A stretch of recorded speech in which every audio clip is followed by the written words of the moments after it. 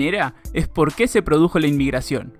¿Por qué todas estas personas decidieron en estos años salir de sus países? ¿Cómo llegaron a tomar la decisión de irse y por qué eligieron a la Argentina como destino? Como pueden imaginarse, los historiadores debatieron y debaten mucho esta pregunta, que tiene distintas respuestas. En primer lugar, es necesario decir que el Estado argentino se esforzó en incitar la inmigración. Los grupos gobernantes, partícipes de la mentalidad de la época, pensaban que la llegada de la población extranjera ayudaría a una mejora de las costumbres, ya que estas personas traerían la civilización consigo y la contagiarían a los locales.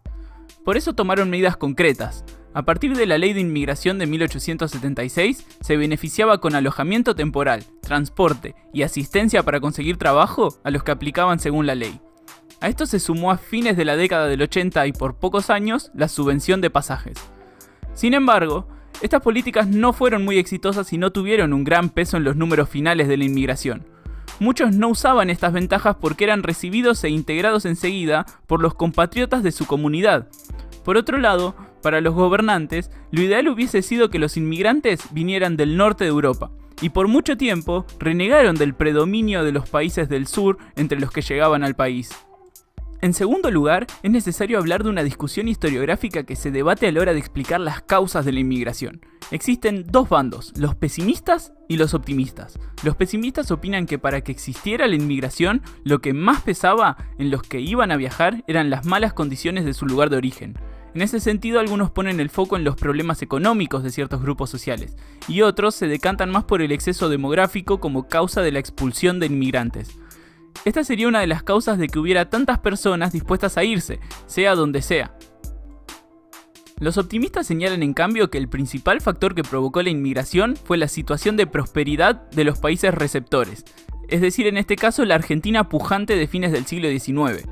Las mejores oportunidades de conseguir trabajo y los relativamente mejores salarios llevaban a los sectores medios y medios bajos de Europa a ahorrar para cruzar con un espíritu aventurero el océano en busca de una mejora de su calidad de vida, acompañados por el desarrollo de los medios de transporte que se vivía en la época.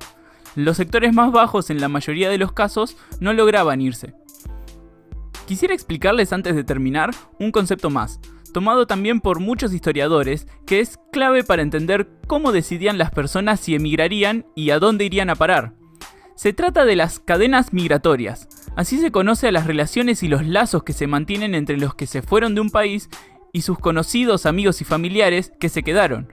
La realidad es que las cartas con los testimonios de los que ya estaban viviendo afuera eran la principal fuente de información que tenían los potenciales migrantes sobre otros lugares del mundo. A estas se sumaban otras como textos en periódicos o agentes pagados por compañías de navegación o por los propios estados, pero la palabra más fuerte siempre la tenía ese conocido de un conocido que estaba viviendo en tal lugar y que le estaba yendo muy bien, o que por lo menos eso decía. Estos lazos podían sobrevivir incluso por décadas. Vale la pena observar que la gran mayoría de los que llegaban al país se alojaban en principio en casas de sus antiguos compatriotas y trabajaban en los emprendimientos y rubros que otros miembros de su antigua comunidad ya practicaban en el país nuevo donde llegaban y donde los podían incluir.